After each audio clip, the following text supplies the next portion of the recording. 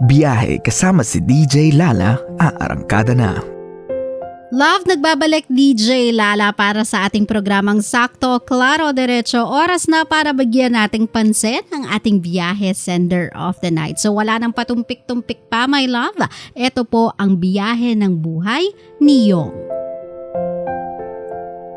Hi DJ Lala, ako po si Yong, 37 years old ng Pasig. My love, broken-hearted ako. Iniwan ako ng kinakasama ko at sumama siya sa iba. Ano po ba ang gagawin ko? Hi Yong, I feel for you my love. I really do. Yung feeling na plinano mo na yung buhay mo nang kasama siya tapos sumapit yung isang araw na wala na, tapos na. Pero there's something more than that my love eh. There's something more than just iniwan ako. Somehow I think kailangan mo ding mag-reflect. Hindi naman kasi porket iniwan, siya ang nasaktan.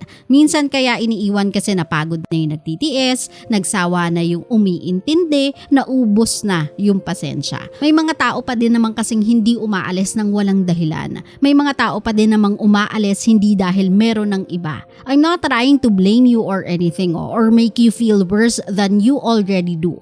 All I'm saying is you take this as a sign to reflect, not to deflect. Total, wala ka na din namang magagawa kung umalis na siya, di ba? Wala ka na din magagawa kung masaya na siya nang wala ka. Make use of this time to realize what can make you feel better and what can you do to be better. Sometimes, love, kaya nagtatapos ang isang relasyon kasi hindi pa yon yung hangganan for us. Kasi we can still do better than that and we can still be better than that.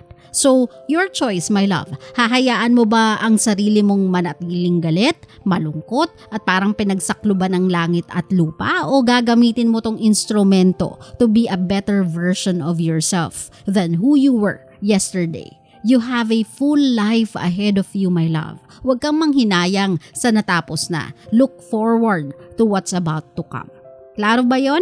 Kasi my love, sometimes we take breakups as if it's the end. Wala na tayong mahahanap na iba, wala nang magmamahal sa atin, wala na tayong iba pang makakasama sa lifetime natin. That is wrong, my love eh. Meron at merong nakalaang tao para sa atin. All we have to do is stop feeling sorry for ourselves for what happened to us yesterday.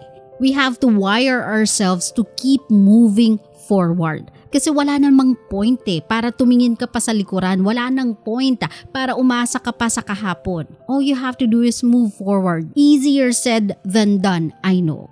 Pero if other people can do it, so can you.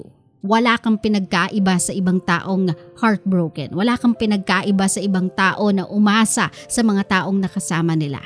We all have been there, we all have done that, and we all have moved on from that. So for now, it's okay na you feel abandoned, broken, lost. That is okay. That is normal. You are grieving my love. So let yourself grieve. Pero habang ginagawa mo yan, again, take the most out of it by learning from yourself. Learning from your experience. So tomorrow, you can become the better version of yourself. Klaro? Klaro.